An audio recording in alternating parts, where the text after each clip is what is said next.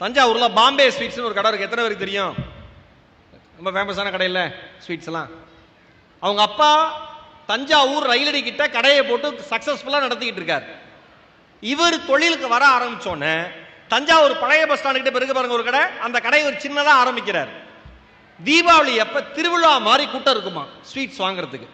அவ்வளோ கூட்டத்துக்கு நடுவில் இவங்க வியாபாரம் பண்ணிட்டு இருப்பாங்களாம்.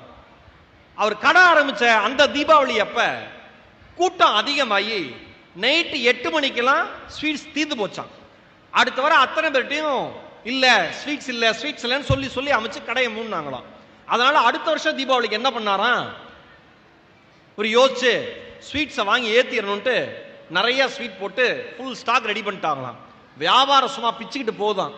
அப்பா வியாபாரம் எப்படி போகுது அப்படின்னு பார்க்கறதுக்காக வந்திருக்காரு. வழி நெடுக கூட்டம் எல்லாம் வாங்கிட்டு இருக்காங்க. அப்படியே ஒரு முறை சுத்தி பார்த்தாராம் அவங்க அப்பா.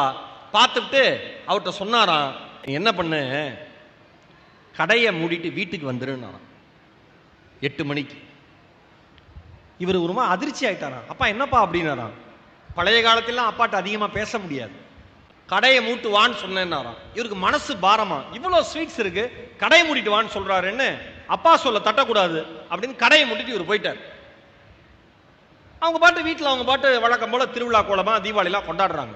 அடுத்த நாள் காலையில் போய் கடையை தர அப்படின்ட்டு இவரு கூட வந்தாராம். இவர் வர்றப்ப மார்க்கெட்ல இருக்கிற மற்ற இனிப்பு விற்கிற வியாபாரிகள் அத்தனை பேரும் அண்ணே ரொம்ப நன்றினே, அண்ணே ரொம்ப நன்றினே, நீங்க கடையை மூட்டீங்க, எங்க கடையிலாம் சேல்ஸ் நல்லா போச்சு, சூப்பர்ண்ணே, நன்றினேன்னு சொன்னாங்களாம்.